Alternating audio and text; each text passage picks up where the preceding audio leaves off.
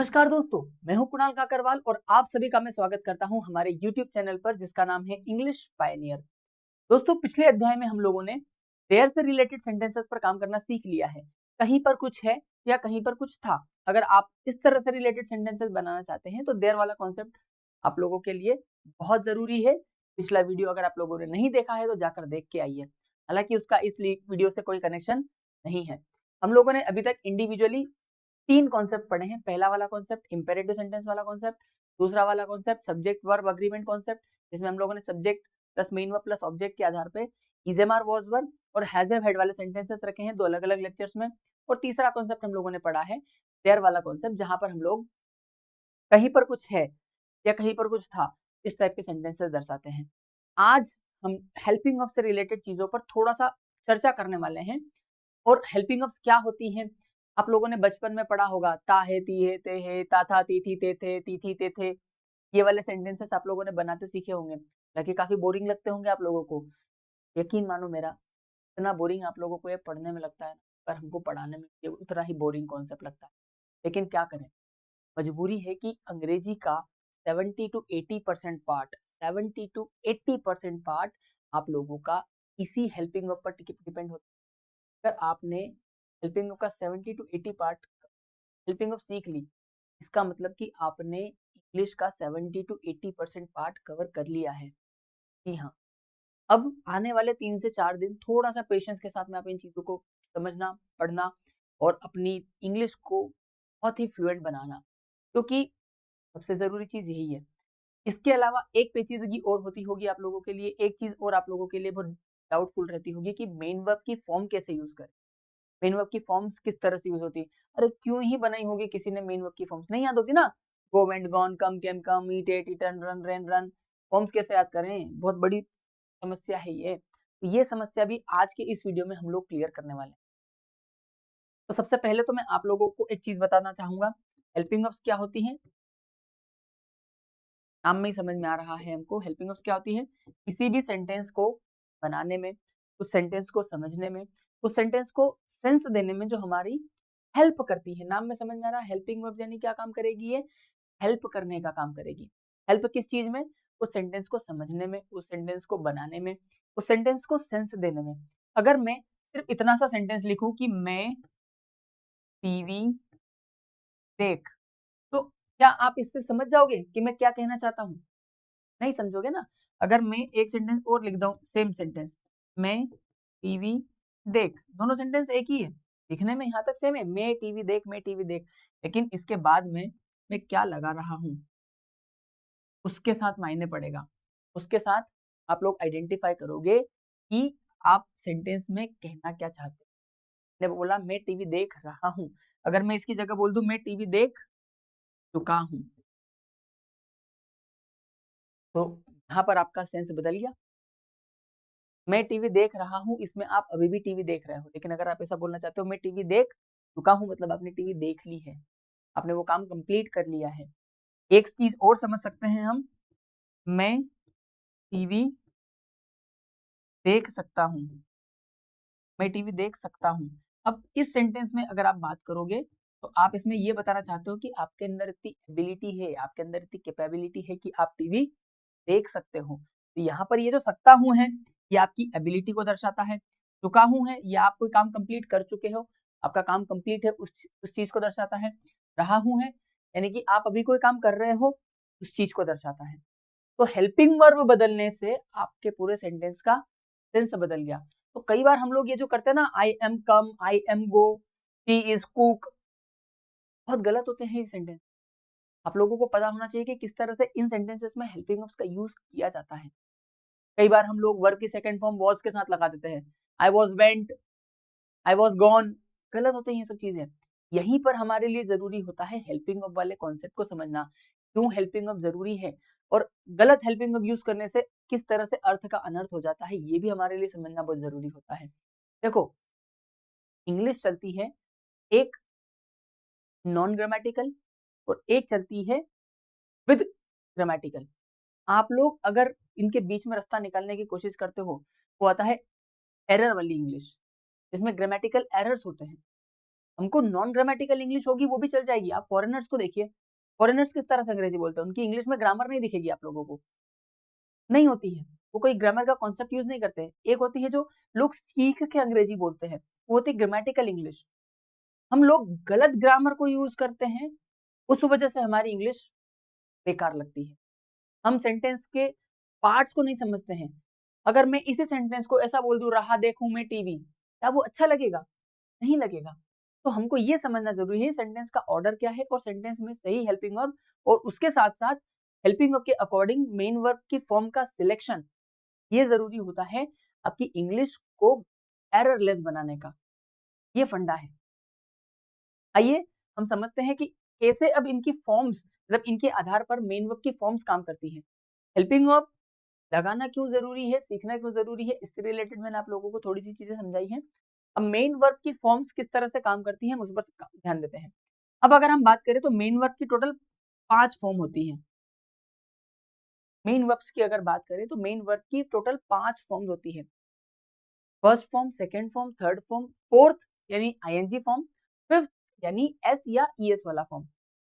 अब देखो, first form इनके नाम भी होते हैं प्रेजेंट, पास्ट, पास्ट पार्टिसिपल, ठीक है। बट अब कई बार कंफ्यूजन क्या होता है, लोगों को क्या लगता है कि वर्ब की फर्स्ट फॉर्म है इसका मतलब प्रेजेंट की बात है, सेकंड फॉर्म यानी पास्ट की बात है, वर्ब की थर्ड फॉर्म यानी फ्यूचर। नहीं, ये नहीं होता है। एक चीज ध्यान रखना, हेल्पिंग वर्ब डिसाइड करती है कि वर्ब की, सॉरी, हेल्पिंग वर्ब डिसाइड करती है कि सेंटेंस में बात प्रेजेंट की हो रही है, पास्ट की हो रही है या फ्यूचर की हो रही है।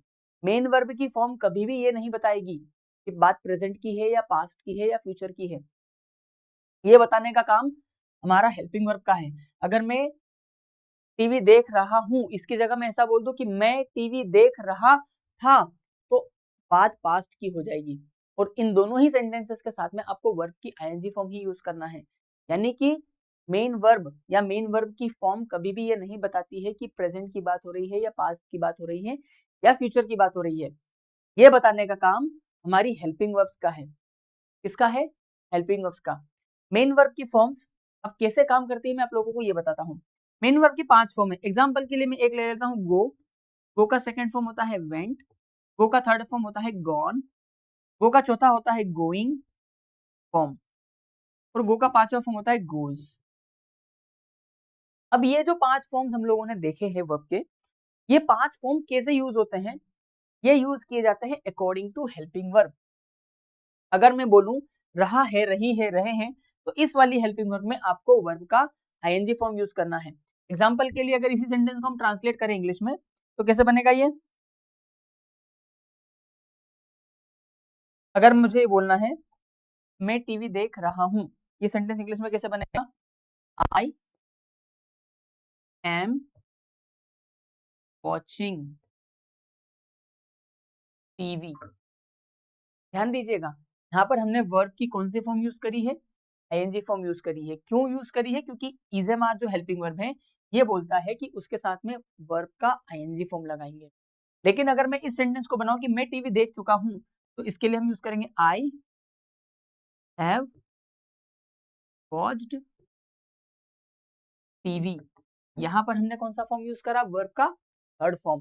क्योंकि ये जो हैज है वाली हेल्पिंग वर्ब है ये बताती है कि आपको वर्ब की थर्ड फॉर्म का यूज करना है। अगर मैं यह बात करूं मैं टीवी देख सकता हूं, तो उसके लिए सेंटेंस कैसा बनेगा?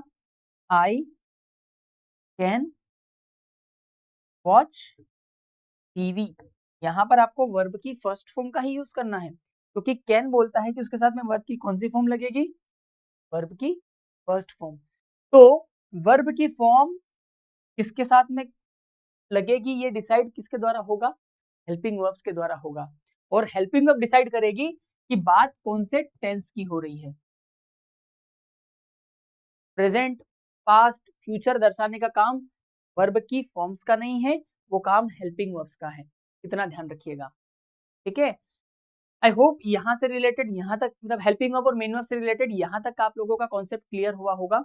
अब मेन वर्ब को याद करना कई बार डिफिकल्ट होता है, ये सिर्फ आप लोगों के लिए नहीं है। कई बार बहुत सारे ऐसे लोग होते हैं, आजकल इंग्लिश जो है एक ऐसी भाषा बन चुकी है जिसमें हर दिन नए वोकैबुलरीज ऐड हो रही हैं, तो हर किसी के लिए सारी वर्ड्स याद कर पाना मुश्किल है। आपको वो वर्ब्स याद करने पर फोकस करना चाहिए जो आपकी डे टू डे लाइफ में यूज होने वाली वर्ब्स हैं। और सबसे इंपॉर्टेंट चीज मैं आपको 2 टिप्स बताता हूँ कि मेन वर्ब की फॉर्म्स कैसे आप याद कर सकते हो। सबसे पहली टिप, तो आपको डे टू डे लाइफ में यूज होने वाली वोकेबलरी की को याद करने पर फोकस करना चाहिए जो आप डेली लाइफ में यूज करते हो। लाखों मेन वर्ब्स हैं, लाखों मेन वर्ब्स, आप पोथियां पढ़ते रह जाओगे लेकिन मेन वर्ब की फॉर्म्स आप याद नहीं कर पाओगे। तो फोकस वहां करो जो आपकी डे टू डे लाइफ में यूज होने वाली मेन वर्ब्स हैं, आप उनकी लिस्ट बनाओ और उनको याद करना स्टार्ट करो, उनको यूज करना स्टार्ट करो। ठीक है, 1000 के आसपास होंगी जो आपकी डे टू डे लाइफ में होगी, एक एवरेज बता रहा हूं मैं। अगर कोई बहुत ज्यादा कम्युनिकेट करता है, जिसकी conversation day to day life में बहुत ज्यादा होती है, तो हो सकता है उसकी लाइफ में 1200-1500 के आसपास मेन वर्ब्स हो। अगर कोई बहुत ही कम बोलने वाला प्राणी है, उसकी लाइफ में हो सकता है 500-700 वर्ब्स भी काफी हो। तो आपको ये आइडेंटिफाई करने की जरूरत है कि आपकी डे टू डे लाइफ में कितनी वर्ब्स की इंपॉर्टेंस है, वो सीखने पर फोकस करो। दूसरी चीज, वर्ब की फॉर्म्स को कैसे याद रख सकते हैं, तो बहुत अच्छी टिप मैं बताता हूं। मेन वर्ब में 95% वर्ब ऐसी होती हैं जिनका सेकेंड फॉर्म और थर्ड फॉर्म ईडी पर खत्म हो जाता है। यानी कि 95% वर्ब्स ऐसी होती हैं जो रेगुलर वर्ब्स होती हैं। कैसी होती हैं? Regular verbs. रेगुलर वर्ब्स बोले तो जिनका सेकेंड फॉर्म और थर्ड फॉर्म ईडी पर खत्म हो जाता है। सेकेंड फॉर्म और थर्ड फॉर्म ईडी पर खत्म हो जाता है। एग्जाम्पल के लिए, cook, cooked cooked, watch, watched watched, wash, washed washed, wish, wished wished, accept, accepted accepted, prepare, prepared prepared, admit, admitted admitted. ऐसी 95% वर्ब्स ऐसी होती है जिनकी सेकेंड फॉर्म और थर्ड फॉर्म ईडी पर खत्म हो जाती है और उनको हम बोलते हैं रेगुलर वर्ब्स। लेकिन 5% वर्ब ऐसी आती है जो इरेगुलर वर्ब्स होती हैं। इरेगुलर वर्ब्स यानी कि क्या?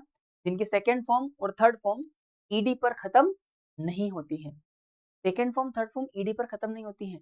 अब इसके अलावा ऑप्शन कुछ भी हो सकता है। पहली दूसरी सेम हो सकती है, पहली तीसरी सेम हो सकती है, दूसरी तीसरी सेम हो सकती है, तीनों सेम हो सकती है, तीनों अलग अलग हो सकती है, कुछ भी हो सकता है। एग्जाम्पल कैसे होंगे इसके? गो, वेंट, गॉन। अब गो का सेकंड फॉर्म वेंट कहां से होगा, कैसे पता चलेगा आप लोगों को गो का सेकंड फॉर्म वेंट होता है? कोई लिंक ही नहीं है, कनेक्शन ही नहीं है इसमें, ये आपको याद ही करना पड़ेगा। कम, कैम, कम, रन, रैन, रन। तो ये सबसे अच्छी बात पता है क्या? ये जो इरेगुलर वर्ब्स है इनकी क्वांटिटी बहुत थोड़ी सी है, बहुत थोड़ी सी, केवल 5% होती है। 95% वर्ब ईडी पर खत्म हो जाती है, केवल 5% वर्ब ऐसी बचती है इनकी सेकंड फॉर्म थर्ड फॉर्म अलग अलग हो सकती है या कुछ भी हो सकता है, ईडी पर खत्म नहीं होंगे। तो इनको, आपको इनकी तीनों फॉर्म्स याद करना जरूरी है। वरना अगर आपसे कोई पूछ ले या फिर आपको कम्युनिकेट ही करना है, आपको किसी से बातचीत ही करना है और आप फाइट का थर्ड फॉर्म यूज करना चाहते हो, तो फाइट का थर्ड फॉर्म फाइटेड फाइटेड कर दोगे आप, अगर आपको पता नहीं होगा तो। जबकि फाइट का थर्ड फॉर्म क्या होता है? फॉट। बिल्कुल सही, फाइट का थर्ड फॉर्म क्या होगा? Fought, FAUGHT। तो कहीं तक समझ में नहीं आता। बाय, BUY, बाय, बाय का थर्ड फॉर्म क्या होगा? सेकंड फॉर्म क्या होगा? Bought, buy bought bought. अब जबकि आपको याद होगा तो आप इनको यूज आसानी से कर पाओगे, लेकिन अगर नहीं याद होगा तो आप लोगों को इनको यूज करने में समस्या होगी या फिर आप गलत फॉर्म का यूज करोगे।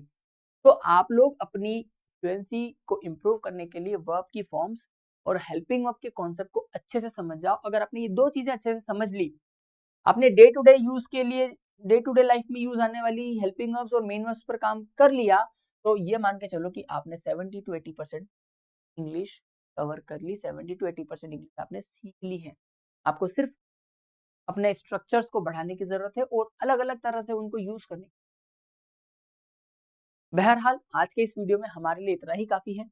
अगले वीडियो में हम लोग बात करेंगे कुछ हेल्पिंग वर्ब्स के आधार पर जो स्टार्ट होती है वर्ब की फर्स्ट फॉर्म से, जिसमें वर्ब का फर्स्ट फॉर्म यूज होता है।